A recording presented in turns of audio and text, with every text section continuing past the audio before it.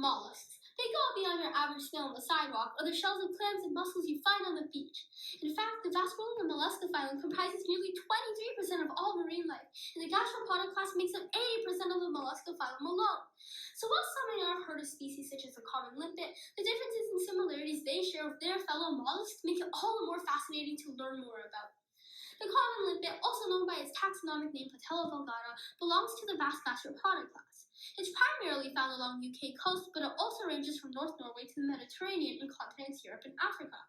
As the common limpet is adapted to intertidal open marine coasts, P. vulgata has a seasonal migration pattern, meaning it moves depending on if it's high or low tide. This means that they often move above and around rocks during the day when the tide is in and return to graze algae via their mucus trail when their tide is out. Historically, whilst the origin of the P. vulgata isn't known, mollusks have existed since the beginning of Cambrian time, approximately 545 million years ago. And while its evolutionary origins are still being debated, research like Parquet's 2007 study suggests that Halcyonelas, believed to be the early mollusk, originated in rocks of Siberia and China during Cambrian times.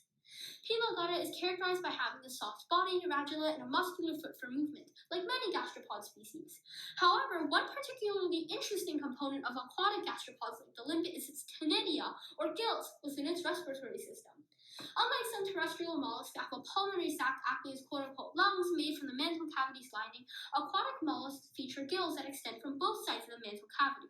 On how an aquatic mollusk respires, the ctenidia absorbs oxygen from the water and transfers that absorbed oxygen to blood vessels that transfer it to the bloodstream. But what makes the ctenidia particularly fascinating is the four components that maximize its function for a mollusk's survival, including the ctenidial axis, gill filaments, cilia, and blood vessels.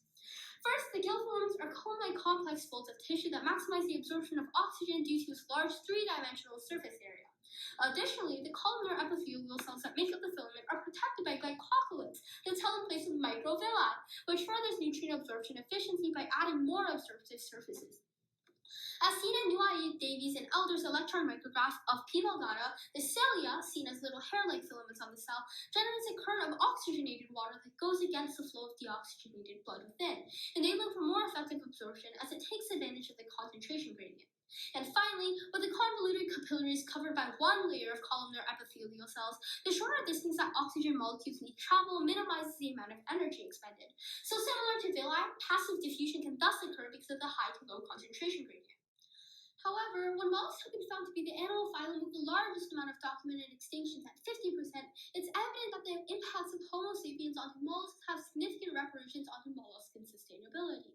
Approximately 100,000 years ago, and still to this day, mollusks, and particularly P. vulgata, have cultural significance as food, currency, and so on. However, the sustained impacts of human foraging and coastal developments often led to extirpation, changes in mollusk shell size, and decline in the diversity and overall abundance of molluscan species. As mollusks were popularly extracted, a clear decline in population related to increased mollusk extraction can be seen in both prehistoric and modern times. This figure from Miranda et al. Shows the size distribution of keyhole limpets and its relationship to the intensity of human predation, which concluded that the keyhole limpets are smaller in population and size, where human foraging was heaviest. The directional selection pressure for smaller shell size thus restricts genetic variants that would be passed on to future generations, posing risk on molluscan sustainability within our region. In the present day, these impacts have only been further exacerbated by the same factors in addition to metal pollution. Stewart et al. In 2021 discovered that in marine areas with higher concentrations of metals, such as zinc, copper, and lead, mollusk shell strength was found to be overall thinner and had reduced fracture strength. This unfortunately not only further contributes to an increased probability of mortality of being caught in nets of fishing harvest, but also greater exposure to